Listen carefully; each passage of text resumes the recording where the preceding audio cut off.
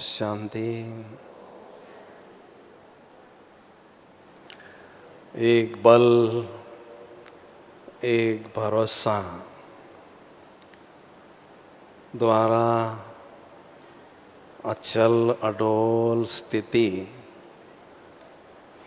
अनुभव करना। मधुबन में प्यारे ब्रह्मा बाबा के अचल अडोल स्थिति का यादगार शांति स्तंभ के रूप में है।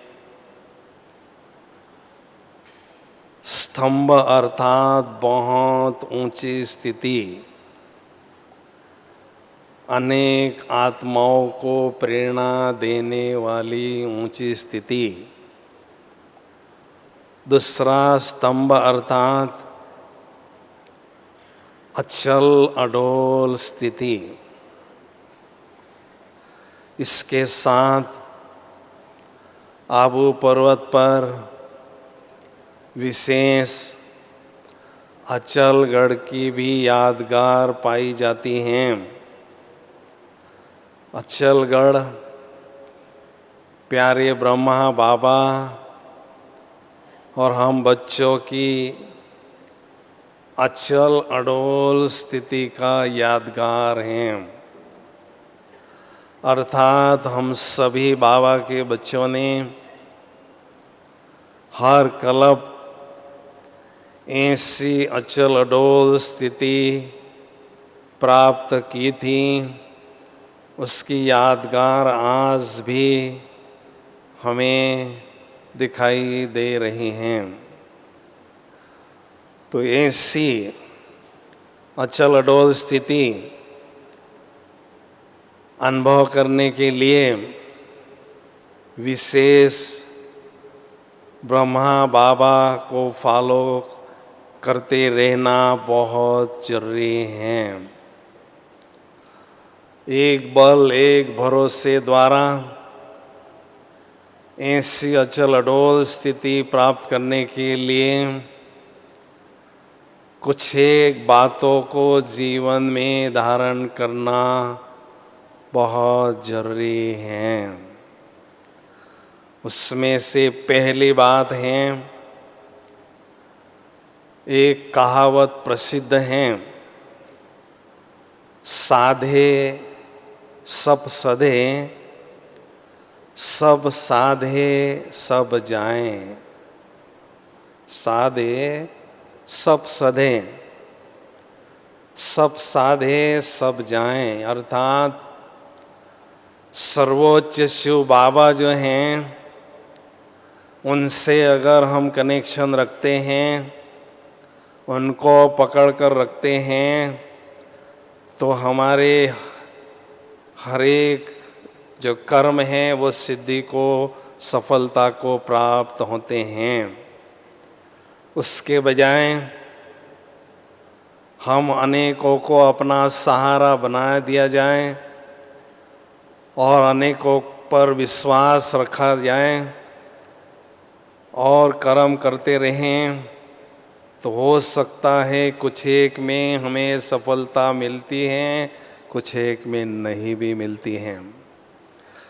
इसलिए ये अच्छा है, सबको खुश करने के बजाय, सबको अपना सहारा बनाने के बजाय एक बाबा को ही अपना सहारा बनाते हैं, तो हमारे काम सिद्धि को प्राप्त करते हैं और हम खुशी में झूमने लगते हैं। दूसरी पॉइंट है, अचल अडोल स्थिति की अनुभूति करने के लिए तुम्ही से खाऊं, तुम्ही से बैठूं, तुम्ही से सोऊं और तुम्ही साथ सर्व संबंध निभाऊं। ये हम भक्ति मार्ग में गाते आए हैं। लेकिन सतयुग त्रेता युग में भी इसकी आवश्यकता नहीं थी। और द्वापर कलयुग में हमें परमात्मा का परिचय न ही था, इसलिए ये अनुभव हम वहाँ नहीं कर सकें। लेकिन जो भक्ति मार्ग में हम गाते थे वो संगम युग में हम प्रैक्टिकल में ला सकते हैं। तो तुम ही संग खाऊं, तुम ही संग बैठूं, तुम ही संग रास रचाऊं, ये स्थूल बात नहीं है। तुम ही संग बैठो अर्थात बुद्धि के द्वारा सूक्ष्म वतन में या परम धाम में बाबा के साथ बैठूं। तुम ही संग रास रचाऊं अर्थात मन का रास हम उनकी याद में करते रहें। और बुद्धि रूपी हाथ जब उनके हाथ में होता है तो उनके साथ का भी हम बहुत अच्छी तरह से अनुभव करने लगते हैं। तो संगम युग में बाबा को हर संबंध के रूप में जब हम याद करते हैं तो बहुत अच्छी तरह से हमारी स्थिति अचल अडोल बनती है। तो सारे दिन भर में विभिन्न संबंधों के द्वारा बाबा की कंपनी को हम एंजॉय करें, बाबा के साथ का अनुभव करते रहें। तीसरी बात है, बाबा ही सच्चा निस्वार्थ और सदा का सहारा हैं। भक्ति मार्ग में हम देखते आए कि द्रौपदी का जब हरण हो रहा था तो वो अपने बचाव के लिए अर्जुन के तरफ देख रही थी, तो अर्जुन ने अपने आंखें नीचे कर ली। उसके बाद भीम के तरफ देखने लगी तो भीम ने भी अपनी आंखें नीचे कर ली।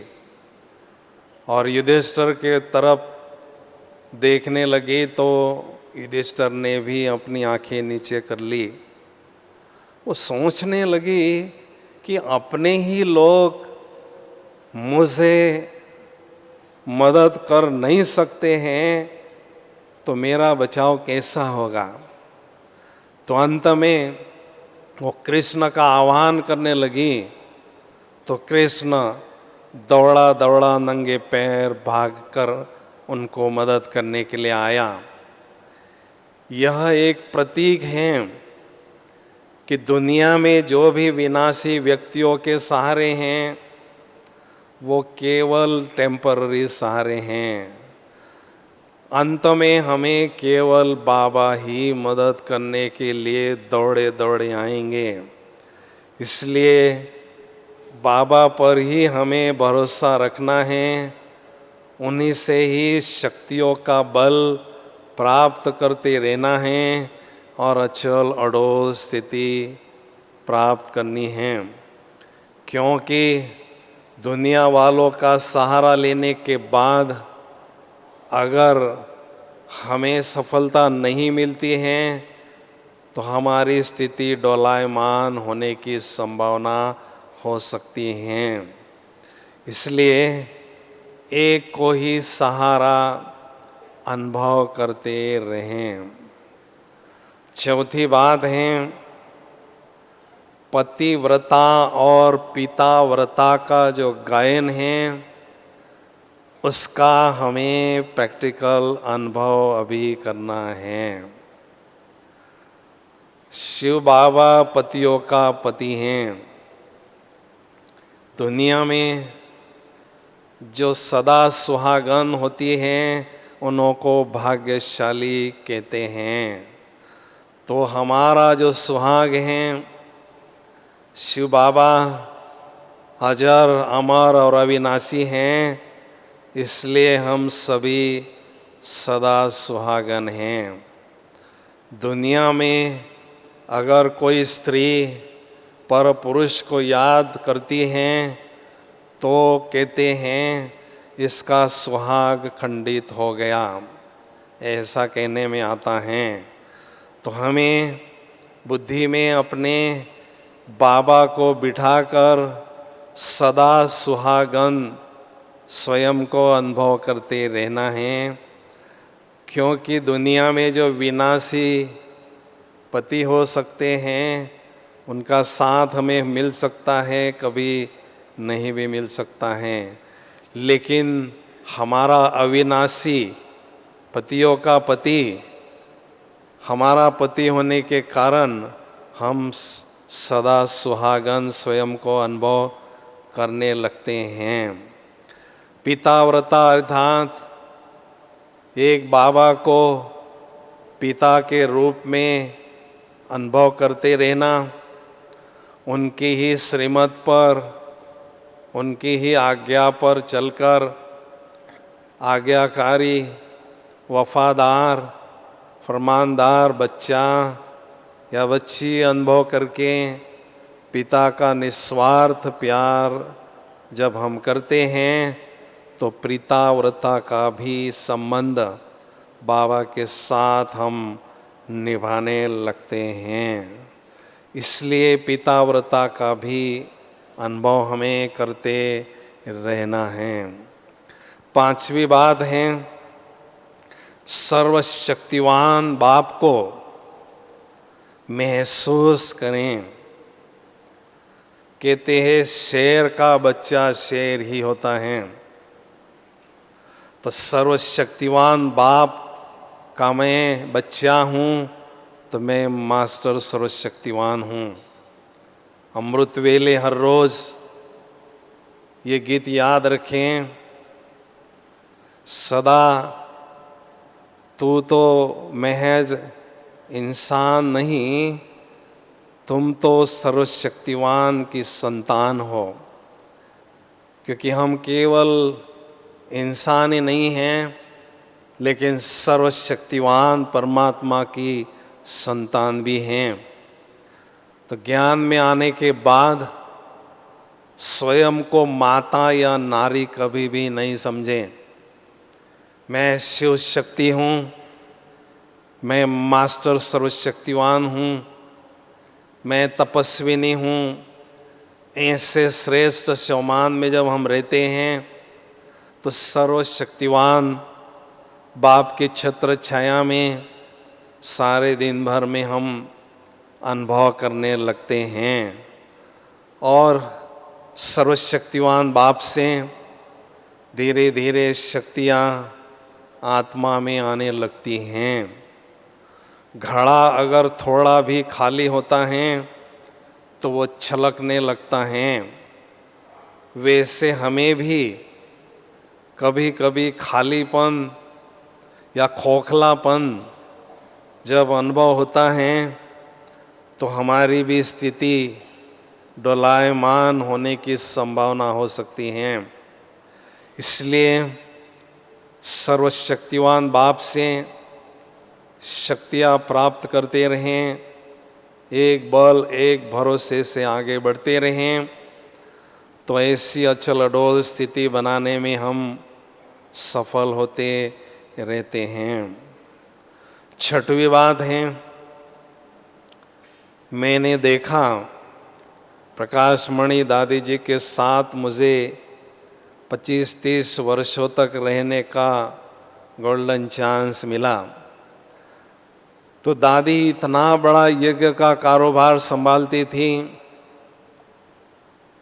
कलयुग में विभिन्न प्रकार के विघ्न आना या परिस्थितियां आना ये स्वाभाविक था, लेकिन दादी जी हमेशा अनुभव करती थी कि मेरे एक कंधे पर शिव बाबा हैं और दूसरे कंधे पर फरिश्ता ब्रह्मा बाबा हैं।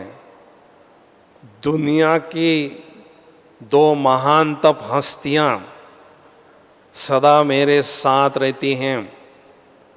इसलिए अगर कोई भी विघ्न आता है, कोई भी परिस्थिति आती है तो वो सहज ही पार होती हैं। इसलिए हमेशा दादी जी एक बल एक भरोसा अनुभव करके अचल अडोल स्थिति में सदा स्थित रहती थी। मुझे याद है कभी भी कोई ऐसी विकट परिस्थिति या विघ्न आता था तो दादी दी सबको कहती थी, सब काम छोड़ दो और तपस्या में बैठ जाओ। दादी का एक स्लोगन पक्का था, करो तपस्या मिटे समस्या। तो दुनिया की जो भी समस्याएं हैं वो तपस्या के द्वारा ही, अर्थात एक बाप की मदद से ही पार हो सकती हैं। ये पूरा निश्चय दादी जी को था। मुझे याद है 1972 की बात है, दिल्ली में रामलीला मैदान पर अपना पहला आध्यात्मिक मेला होने जा रहा था। तो उस समय रशिया के प्रेसिडेंट का वेलकम सेरेमनी वहाँ करना था, इसलिए हमें सरकार से नोटिस आई थी इस मेले को यहाँ से खाली कर दो। तो दादी जी ने कहा सब काम स्टॉप करो, सारी रात सभी तपस्या में बैठ जाओ।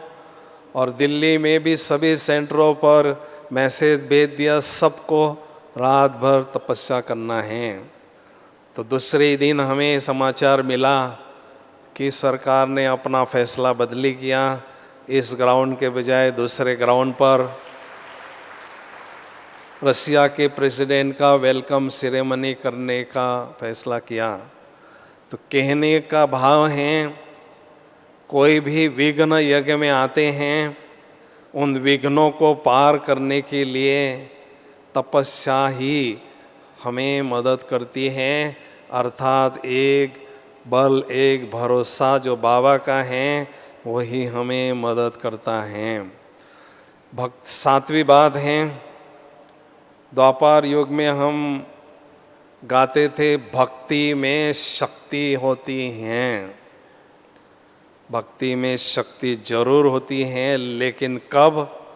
जब हमारी अव्यभिचारी भक्ति होती है।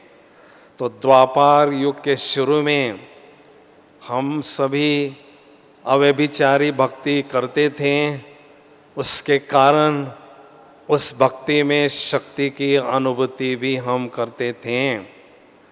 लेकिन जैसे जैसे आगे बढ़ते गए तो भक्ति भी अव्यभिचारी होती गई और भक्ति में जो शक्ति की अनुभूति करते थे उसमें भी कमी आ गई। तो कहने का भाव है, अव्यभिचारी बाबा की जो याद है वो हमें बहुत शक्ति देती हैं। शास्त्रों में हमारी अचल अडोल स्थिति की यादगार अंगद के रूप में गाई जाती हैं। अंगद जब राम का नाम लेकर उसने अपना पैर गाड़ दिया तो रावण उसके पैर को हिला नहीं सका। तो अंगद के दो अर्थ हैं। अंगद जिस अर्थात जिसने देह रूपी अंग को भुला दिया, आत्मिक स्वरूप में स्वयं को टिका दिया, वही ऐसी अचल अडोल स्थिति की अनुभूति करता है। और दूसरा अर्थ है अंगद गद गद होना। जब अंगद की तरह अचल अडोल स्थिति की अनुभूति करते हैं तो हमारा हर अंग गद गद होता है, अर्थात हम खुशी में झूमने लगते हैं, अर्थात अतीन्द्रिय सुख की अनुभूति करने लगते हैं। ये हमारी ही यादगार हैं। तो हमें बुद्धि रूपी पैर बाबा के भरोसे पर और बल पर अगर हम पक्का रखते हैं तो रावण हमारे बुद्धि रूपी पैर को हिला नहीं सकता। ये उसका भावार्थ है। तो ऐसी अचल अडोल स्थिति को प्राप्त करने के लिए विशेष दो बातों पर हमारी बुद्धि की पकड़ होना जरूरी है। हम देखते हैं बाबा के बच्चे बाबा के पास आते हैं, 2-4 साल स्थिति उनकी बहुत अच्छी होती है, बाद में स्थिति में हलचल आने लगती है। तो बाबा के पास आने के बाद अगर हम अचल अडोल स्थिति बनाना चाहते हैं तो उसका सीक्रेट क्या है, उसका गुह्य राज क्या है, ये बात समझना बहुत जरूरी है। अगर हमारी स्थिति अचल अडोल नहीं होती है तो माया हमें कठपुतली की तरह नचाने लगती है। इसलिए सर्वशक्तिवान की पालना लेते हुए माया हमें नचाती रहें, ये शोभा नहीं देता है। इसलिए अचल अडोल स्थिति बनाने का गुह्य राज है 2 बातों पर हमारी बुद्धि की पकड़ होना। पहली बात है आत्म अभिमानी स्थिति पर हमारी बहुत अच्छी पकड़ हो। आत्मा का जो हम अभ्यास करते हैं वो बहुत विधि पूर्वक हमें अभ्यास करते रहना है। एकांत में बैठकर बुद्धि रूपी नेत्र से स्वयं के स्वरूप को, ज्योति बिंदु स्वरूप को हमें देखना है और आत्मा के जो 7 गुण हैं, मूल गुण हैं, एक के बाद एक का अनुभव हमें करते रहना है। तो जब आत्मिक स्थिति हमारी गहराई से बढ़ने लगती है तो स्वतः ही बाबा की याद आने लगती है। कहावत भी प्रसिद्ध है, जब समझते हैं काया तो आ जाती है माया। जब समझते हैं आत्मा तो पापों का होता है खात्मा। आत्मा समझते ही बाबा की याद आने लगती हैं और हमारे विक्रम भस्म होने लगते हैं। तो ये जो काया है ये माया की प्रॉपर्टी है, आत्मा है ये ईश्वर की प्रॉपर्टी है। तो आत्मिक स्थिति में स्थित होते ही ईश्वर की याद आने लगती है और बहुत अच्छी स्थिति हमारी होने लगती हैं और देह के पदार्थ और देहधारियों के तरफ हमारा आकर्षण होना बंद हो जाता है। दूसरी बात है आत्मा की स्थिति जैसी जैसी गहराई से बढ़ती है और शक्तिशाली बनती जाती हैं। मैं मास्टर सर्वशक्तिवान आत्मा हूँ या मैं शक्तिशाली आत्मा हूँ, इस रूप में हम बाबा के पास जब हम बैठते हैं तो परम धाम में बाबा के बाजू में बैठते समय आत्मा बहुत शक्तियाँ स्वयं में ग्रहण करने लगती हैं। अगर हमारी मन की बैठक साधारण हो तो हमें बहुत साधारण शक्तियों की अनुभूति होती है। परम धाम में बाबा के पास बैठते समय 3 बातों पर हमें खास ध्यान देना है। पहली बात, स्वयं को कभी भी साधारण आत्मा समझकर नहीं बैठना है।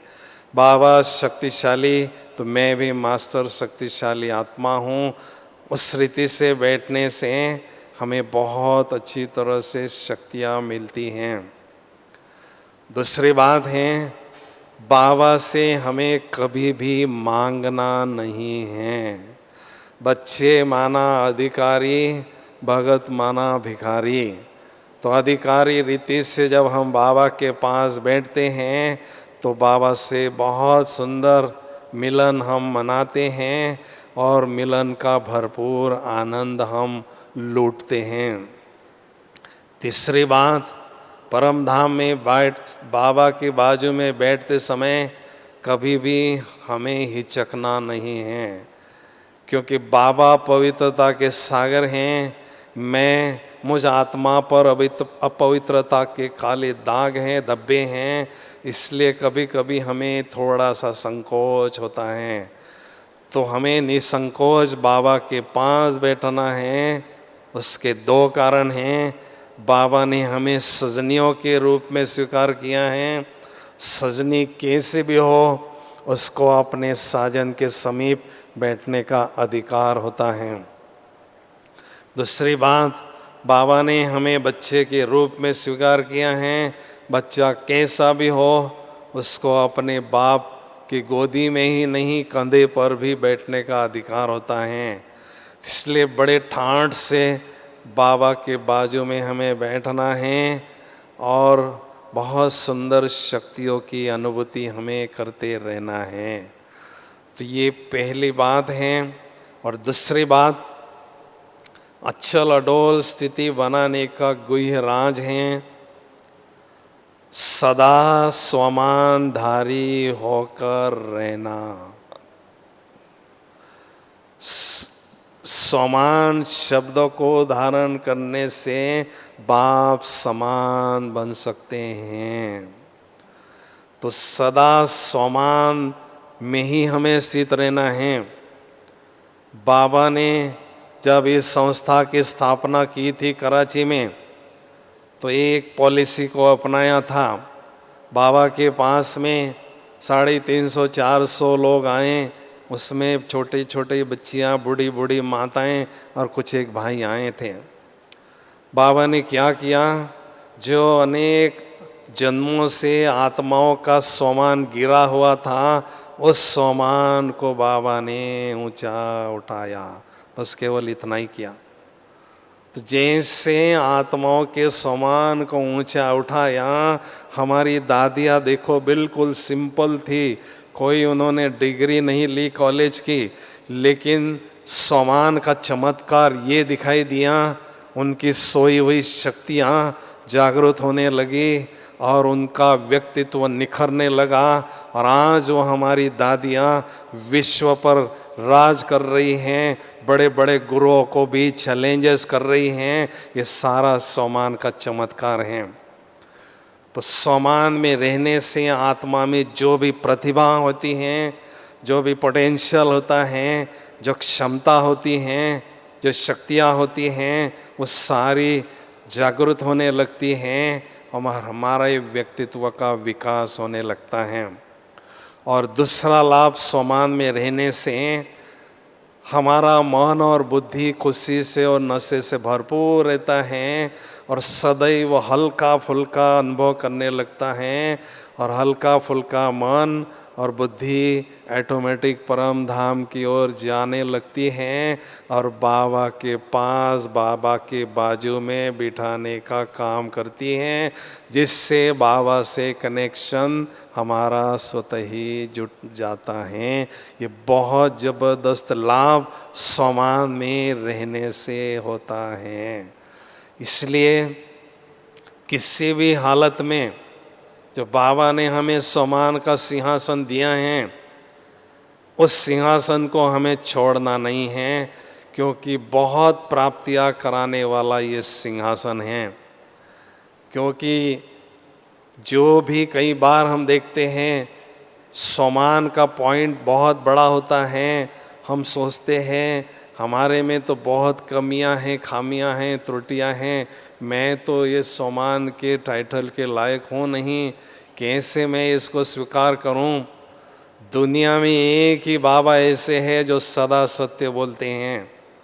उनको हमारी महिमा करके हमारे से कुछ लेना देना नहीं है, लेकिन जो वास्तविकता हैं उसमें स्थित कराने के लिए बाबा हमें ये सोमान का इतना ऊंचा टाइटल देते हैं। तो हमें थोड़ा सा भी डाउट न लाते हुए उस सोमान के पॉइंट को अपने जीवन का टाइटल अनुभव करना है और वो टाइटल रूपी टाई ही पहनकर हमें एक सेवा सेवा के क्षेत्र में जाना है तो सारे दिन भर में आपको ईश्वरीय नशा और ईश्वरीय खुशी की अनुभूति होती रहेगी। क्योंकि हम देखते हैं बाबा की कंपनी सदा अनुभव करने के लिए ये सामान बहुत हमें मदद करता है। तो माताएं कौन सा सामान लेंगी? मैं जगत माता हूँ, मैं तपस्विनी हूँ, मैं दुर्गा हूँ, मैं अनेक आत्माओं की दुर्गंध को मिटाने वाली दुर्गा हूँ, मैं अनेक आत्माओं की काली माँ को मिटाने वाली महाकाली हूँ। जो भी टाइटल आपको अच्छा लगता है वो टाइटल आपको सेलेक्ट करना है और उस पर मनन चिंतन करके उस टाइटल वालों की क्या विशेषताएं होगी, क्या उसके गुण होंगे, कैसा उसका सोचना होगा, कैसी उसकी चलन और चेहरा होगा, ये सब मनन चिंतन करके वो अपने जीवन में धारण करते चलें तो देखेंगे आपकी स्थिति का स्तर बहुत ऊंचा उठता जाएगा। ये मैंने अपने जीवन में अच्छी तरह से अनुभव किया है कि सोमान का पॉइंट याद आते ही हमें परम धाम की फ्लाइट मिलती है। परम धाम में बाबा के बाजू में वो बिठाने का काम करता है। कोई हमारा अपमान भी करता है, कोई ऊंची नीची परिस्थिति भी हमारे जीवन में आती हैं, फिर भी हमें कभी भी ग्लानि महसूस करके सोमान के सिंहासन से नीचे उतरना नहीं है। ये दूसरा राज है। तो जैसे जैसे हम सोमान में स्थित होते जाते हैं और ऊंचा नशा अनुभव करने लगते हैं तो आत्मा में रॉयल संस्कार, नोबल संस्कार धारण होने लगते हैं। क्योंकि संगम युग में हमें एक चांस मिलता है रॉयल संस्कारों को, बहुत नोबल संस्कारों को आत्मा में धारण करने के लिए। तो जितना ऊंचा ईश्वरीय नशा रहता है उतने ऊंचे संकल्प हमारे मन में चलते हैं, उतने ऊंचे बोल हमारे चलते हैं, ऐसे ऊंचे कर्म हमारे होते हैं और ऐसे ऊंचे संस्कार हमारे बनते हैं। तो जैसी आत्मा परम धाम से आदि में आती है सतयुग के, तो ऑटोमेटिक रॉयल परिवार में हमारा जन्म होता है। तो बहुत अच्छा गोल्डन चांस हमें बाबा ने दिया है। श्रेष्ठ सामान सारे दिन भर में रखकर श्रेष्ठ संस्कारों को धारण करते जाना। बाकी हम देखते हैं एक बल एक भरोसा, जिसका बाबा पर पूरा भरोसा होता है, बाबा मदद करने के लिए दौड़ता है। 2 वर्ष बाबा ने 2 वर्ष पहले कहा था कि अगर कोई भी बच्चा दिल से मुझे बाबा कह के पुकारे, 1000 भुजाओं वाला हजूर सेकंड में हाजिर हो जाएगा। ये बाबा के बोल हैं। लेकिन उस कि बाबा की मदद लेने के लिए बाबा पर हमारा इतना भरोसा होना चाहिए, इतना निश्चय होना चाहिए, तभी बाबा की मदद लेने के लायक हम बन सकते हैं। नहीं तो बाबा भी पीछे हटते हैं। बाबा से मदद लेने की एक ही शर्त है, एक कदम हिम्मत से आप आगे बढ़ाओ तो 1000 कदम मैं आपको मदद करने के लिए दौड़ता आऊँगा। तो इस रीति से हमें बाबा की मदद लेते जाना है और एक बल एक भरोसे से स्थिति को अचल अडोल बनाना है। ब्राह्मण जीवन में एक बात कभी भी नहीं भूलना है, जैसी स्थिति वैसी स्तुति हमारी होती है। अगर हमारी स्थिति नहीं तो स्तुति भी नहीं होगी। जैसी अवस्था वैसी व्यवस्था। आत्माओं के द्वारा भी और प्रकृति के द्वारा भी होती हैं। इसलिए बाबा के पास आने के बाद मुझे बहुत अच्छी अचल स्थिति बनाना है, अवस्था बनाना ही है। ये दृढ़ संकल्प हमारा सदा रहे तो हमें बाबा की मदद स्वतः ही मिलती है। तो चंद घड़ियों के लिए हम बहुत सुंदर योग की अनुभूति करने जा रहे हैं, क्योंकि बाबा इतना उच्च कोटि का ज्ञान देते हैं, उसकी ब्यूटी है बहुत सुंदर गहन योग के अनुभव करना चाहेंगे सभी? हाँ जी, सभी करना चाहेंगे? हाथ खड़ा करो जो करना चाहते हैं। बहुत अच्छा। ओम शांति।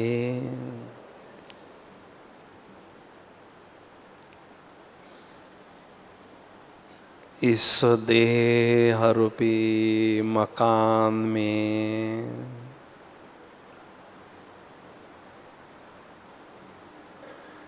मैं निराकार ज्योति बिंदु आत्मा मकान मालिक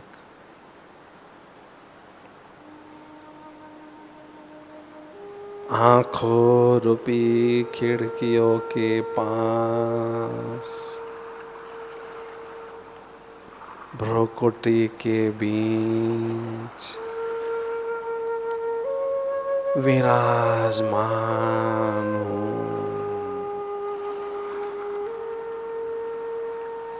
मैं निराकार ज्योति बिंदु आत्मा पवित्र स्वरूप हूँ।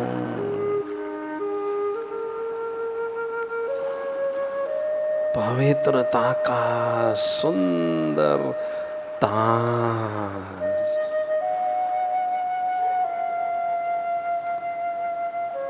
चारों ओर अनुभव हो रहा है।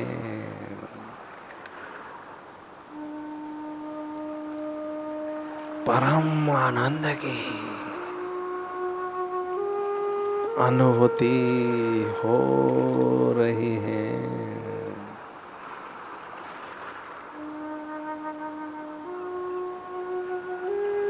मैं निराकार ज्योति बिंदु आत्मा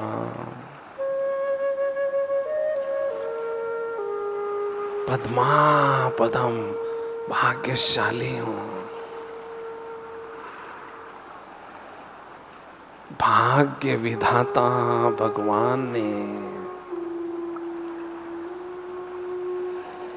मेरे भाग्य का सितारा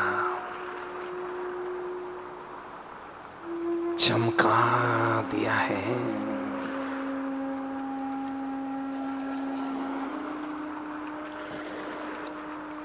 मैं भाग्यशाली आत्मा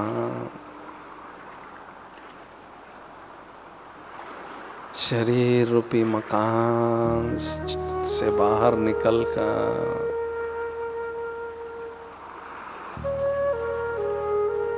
परम धाम रूपी घर की ओर बुद्धि रूपी विमान में बैठकर निराकारी दुनिया की ओर उड़ती हुई जा रही हूँ। इस साकारी दुनिया से पार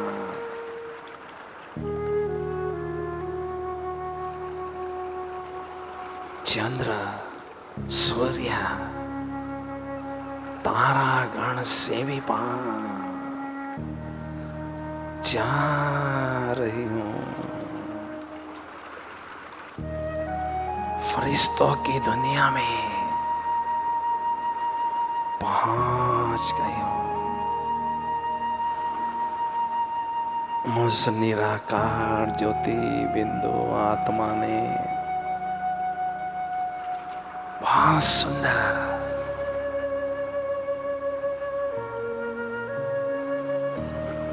फरिश्ता स्वरूप की चमकीली ड्रेस धारण कर ली है। कितनी हल्की फुल्की ड्रेस है यार। ओहो, फरिश्तों के राजा प्यारे ब्रह्मा बाबा अपने संपूर्ण फरिश्ता स्वरूप में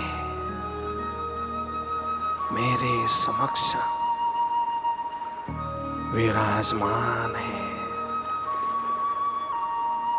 मेरे अति प्यारे, अति मीठे शिव बाबा भी उनके प्रकृति में चमकते हुए दिखाई दे रहे हैं। बाप दादा मुझे शक्तिशाली दृष्टि देकर नजर से निहाल कर रहे हैं। मैं फरिश्ता बाबा की शक्तिशाली दृष्टि से अथाह शक्तियां स्वयं में ग्रहण कर रहा हूं। फरिश्ता स्वरूप की ड्रेस को छोड़कर मैं निराकारी ज्योति बिंदु आत्मा निराकारी दुनिया की ओर उड़ते हुए जा रही हूँ, जा रही हूँ। निराकारी दुनिया में परम धाम रूपी पीस पैलेस में पहुंच गए हूँ। कितना सुंदर है यह पीस पैलेस परम धाम। चारों ओर सुनहरी लाल ही लाल दिव्य प्रकाश ही प्रकाश है। शांति ही शांति है। ओह, मेरे प्राणों के प्राण, मेरा एक बल एक भरोसा प्यारे शिवपिता मुझ आत्मा के समक्ष विराजमान है। मैं आत्मा अपने दिव्य नेत्र से प्यारे बाबा की सुंदर छवि को निहार रही हूँ। बाबा मेरे नैनों के नूर बन चुके हैं। बाबा मेरे संसार बन चुके हैं। सत्यम शिवम सुंदरम प्यारे शिवपिता ज्ञान सूर्य है। आध्यात्मिक शक्तियों की अथाह सागर है। शक्तियों के सागर ज्ञान सूर्य शिवपिता से बेहद शक्तिशाली किरणों की वर्षा मुझ आत्म ज्योति पर निरंतर हो रही है, होती ही जा रही है। मैं आत्मा बिंदु ज्ञान सूर्य परमात्मा से प्रचंड शक्तियां, अनंत शक्तियां स्वयं में ग्रहण कर रही हूं, ग्रहण करती जा रही हूं। योग की ज्वाला में मेरे जन्म जन्मांतर के पांव पल भर में दग्ध हो रहे हैं। मैं आत्मा स्वयं को एकदम हल्की फुल्की शक्तियों से भरपूर अनुभव कर रही हूँ। ज्ञान सूर्य स्नान कर रही हूँ। ज्ञान सूर्य की तपत में तप रही हूँ। शक्तियों से भरपूर आत्मा निराकारी दुनिया से वापस वाया सूक्ष्म वतन, निराकारी दुनिया से वाया सूक्ष्म वतन, साकारी दुनिया की ओर आ रही हूँ। और इस शरीर रूपी मकान में आंखों रूपी खिड़कियों के पास पुनः विराजमान हो चुके हूँ। मैं उस शक्तिशाली आत्मा से शक्तियों की सजीव तरंगे चारों ओर इस वायुमंडल में फैल रही है। वायुमंडल को शक्तिशाली बना रही है। जैसे मेरे शिव पिता निराकार ज्योति बिंदु है, वैसे मैं आत्मा उनकी संतान भी निराकार ज्योति बिंदु हूँ। निराकार ज्योति बिंदु हूँ। मेरे मस्तक पर मस्तक मणि आत्मा चमक रही है, धमक रही है। अष्ट शक्तियों की चमक मुझ मस्तक मणि आत्मा से चारों ओर फैल रही है। ओम शांति शांति शांति। ओम शांति।